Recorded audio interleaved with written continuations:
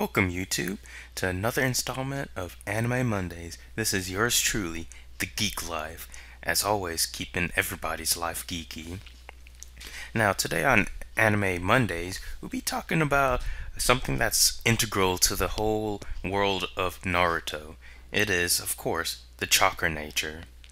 Before we get into the chakra nature though, don't forget, subscribe and hit that notification bell down bottom, and also don't forget to comment.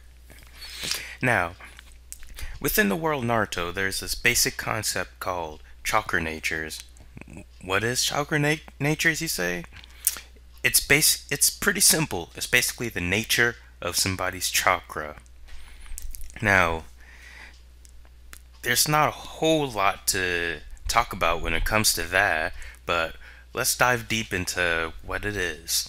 So, in the whole world of Naruto, every piece of ninjutsu has two components of it: the shape transformation of it and the chakra nature of it. When it comes to the chakra nature, it falls under one of five basic elements: either fire style or fire release or katon, earth style earth release or doton, wind style wind release or futon, lightning release lightning style or raiton, and water style water release or suiton, depending on which version you're looking at. So those are the five basic natures, and also five names of the different major countries, but those are the five basic element natures which chakra nature takes its form after. And every shinobi has their own basic nature that falls into one of these major categories. And typically you're born with at least one, and as time goes on, especially by the time you get to Jonin level, you typically have two or more. And each one of these basic natures have a weakness and a strength. Fire is strong against wind, wind is strong against lightning, lightning is strong against earth, earth is strong against water, and water is strong against fire. Now, whenever you find out whatever nature your chakra takes after, which is typically done by taking a piece of paper that's made from this one specific type of tree, and when you infuse your chakra into it, it'll let you know what type of chakra nature you have. For instance, if it becomes wet, you have a water style nature. If it crumbles into dust, you have earth style nature, so on and so forth. So that's a pretty easy way of figuring it out.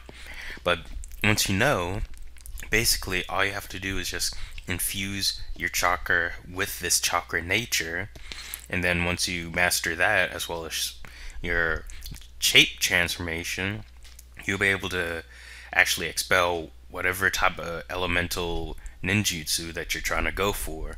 So for instance, if you're trying to call some lightning down on your enemies, you have to infuse lightning style nature into it. Pretty simple stuff right there.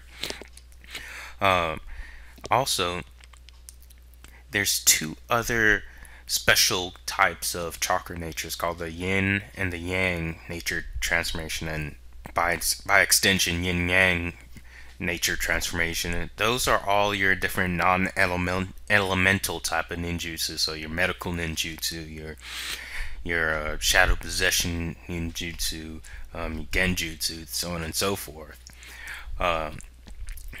So those are also stuff that you can have or can learn to have as well.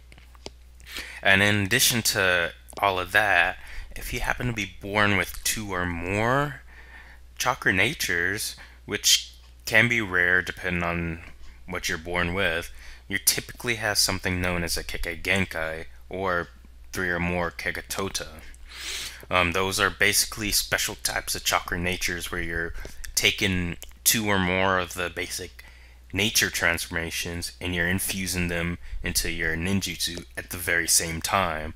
So, for instance, wood style is made up of earth and water style, lava style is made out of fire and earth style, storm style is made out of water and lightning style. Um, Now, that's pretty much all for the chakra natures. It's a pretty core but pretty simple idea within the Naruto world. So that's where we're going to end off for today's video of Anime Mondays. Stay tuned for next week, where we'll be going on some more anime adventures together. And until next time, folks, remember, keep your lives geeky.